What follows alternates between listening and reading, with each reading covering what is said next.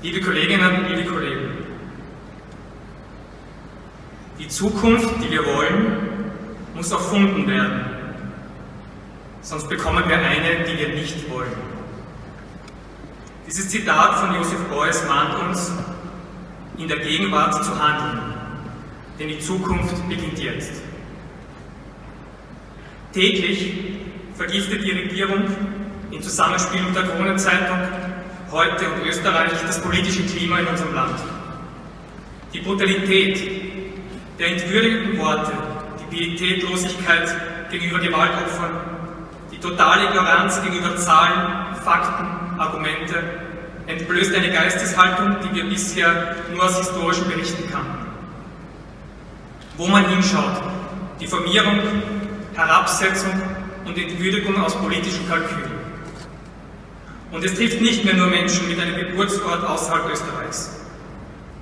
Inzwischen entlädt sich der Hass auf alle, die nach den Maßstäben eines auf Wettbewerb und Leistung beruhenden Wirtschaftssystems nicht erfolgreich genug sind. Warum lesen wir zum Beispiel so viel von Verschärfungen des Asylrechts, aber so wenig von den Gesetzesänderungen auf Wunsch der Immobilienbranche?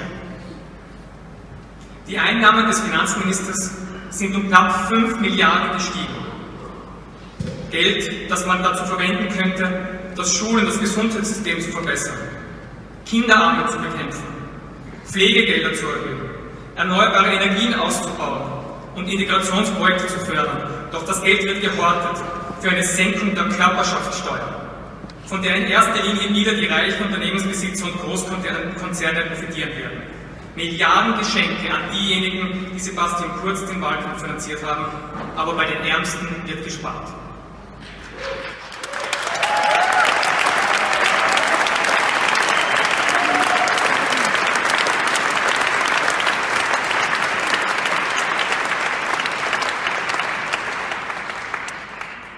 Die Mindestsicherung wird gekürzt und 10.000 Kinder in noch größere Armut gestoßen.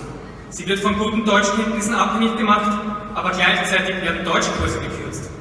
Haftentlassene sollen gar keine mehr bekommen, obwohl es dann so gut wie unmöglich ist, ein neues Leben anzufangen.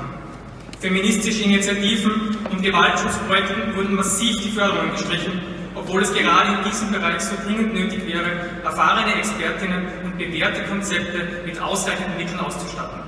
Wieder besseren Wissens stürzen Kanzler Kurz und Strache und die gesamte Ministerinnenriege Menschen in Hoffnungslosigkeit und Verzweiflung und zerstören den sozialen Frieden. Sie schüren Elend, Gewalt, Kriminalität in einem der reichsten und friedlichsten Ländern der Welt. Und jetzt blasen sie zum Angriff auf Wien. Was können wir dagegen tun? Bringt eh nichts, sagen viele.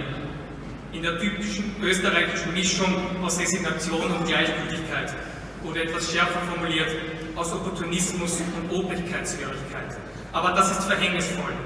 Wir können doch nicht schweigen angesichts eines Innenministers, der elementare Grundregeln des Rechtsstaats und der Demokratie verhöhnt. Liebe Kolleginnen und liebe Kollegen, jede und jeder von uns kann jeden Tag mindestens einen Menschen darüber aufklären, wie das Miteinander in unserem Land gerade zerstört wird. Jede und jeder von uns kann jeden Tag auf den digitalen Plattformen Falschmeldungen richtigstellen, Vorurteile entlarven und Hasspostings mit menschenfreundlichen Geschichten beantworten. Jede und jeder von uns kann jeden Tag in persönlichen Gesprächen Haltung zeigen, ohne Eitelkeit und Besserwisserei. Wir können uns mit Gleichgesinnten verbinden und gemeinsam solidarisch nachhaltige Projekte verwirklichen.